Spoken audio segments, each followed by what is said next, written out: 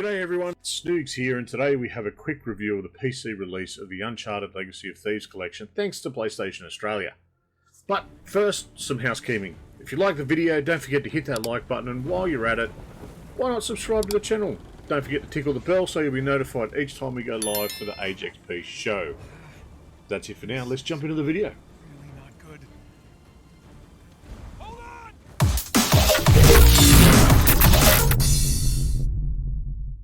The latest PC port from PlayStation Studios is here, with Uncharted Legacy of Thieves collection releasing on the 19th of October 2022. Comprising of the final two chapters in the Uncharted saga, Uncharted 4, Thieves' End, and The Lost Legacy. This is the opportunity PC players have been waiting for. You now get the chance to experience two of the PlayStation's best stories in high resolution with an uncapped frame rate. The individual titles have been out for some time now, so giving a full review of them each is a little unnecessary this time around. So what we'll do is we'll get a quick rundown before we get into just how it's running on my mid-range PC. Let's jump in and have a look. I'm good. Wanna ride up? Originally released in 2016 for the PS4, Uncharted 4: A Thief's End was to be the final chapter in the Nathan Drake saga. Set several years after the events in Uncharted 3, we once again jump into the shoes of Nathan Drake, having been coaxed out of retirement by his long-lost, presumed dead brother Sam, to continue one of their earlier searches for the long-lost treasure of pirate captain Henry Avery. Look at that beauty. How you feeling? Feeling better now that I'm out of that river. I'm gonna stink like fish for a week. Uncharted: The Lost Legacy is an offshoot of the Uncharted series, a standalone DLC if you will. With no Nathan Drake, we get reintroduced to Chloe Fraser, who seeks the Tusk of Ganesh within the Western Ghats mountain range of India. Helping you along the way is ex-mercenary Nadine Ross, who we also know from the previous Uncharted titles.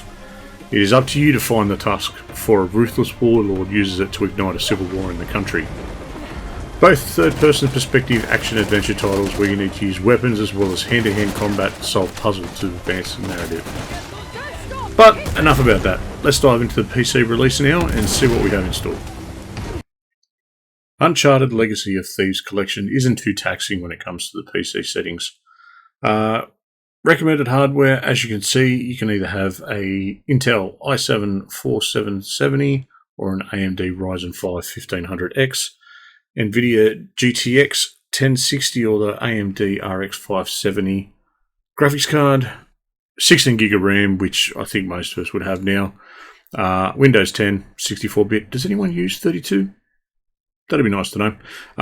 With 126GB of room on an SSD. Now, the SSD, I will say up front, is a big boost for this title. I originally installed this on my 4TB hard drive.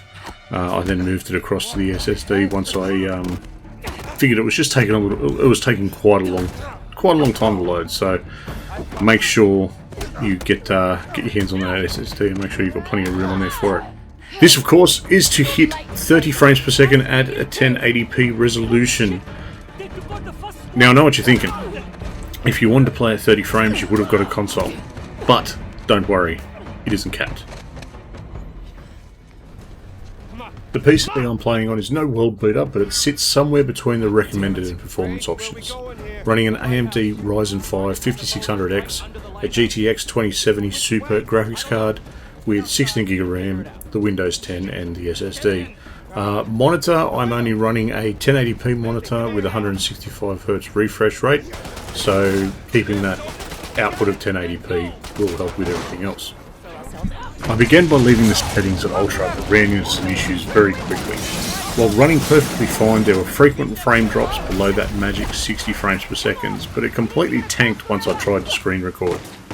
Knocking it down to the high preset seems to fix these issues, where I am now getting 90 to 100 plus frames with reasonable stability.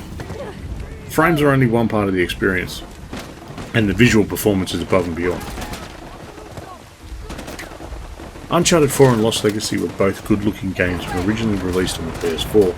I finished both games earlier this year on the PS5 and was blown away by the graphical upgrade. The PC release takes this to the next level. Images are crisp and clear as would be expected, but the lighting is what really makes it shine. Having the extra grunt of the PC allows us to have better shadows and reflections, Rain distorts the light, giving off certain glow, and puddles reflect the sky. Messy but effective. I found myself being more immersed in the world around me. Explosions now seemed to carry weight, the flash of bullets ricocheting off the environment was definitely more noticeable, and the character models are now the best that I've ever seen, these gorgeous, gorgeous people. While Uncharted Legacy of Thieves collection is visually on par with a lot of current PC titles, its two stories are what you as a gamer should be most keen to experience.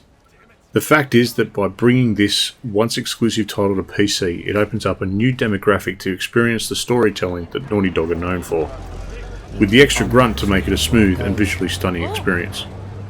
For those with the hardware, 4K visuals can be had and support for ultra-wide monitors.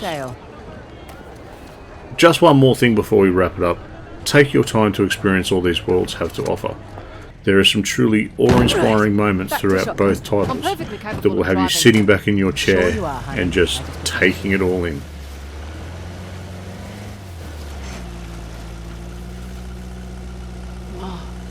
It's a lot of ground to cover.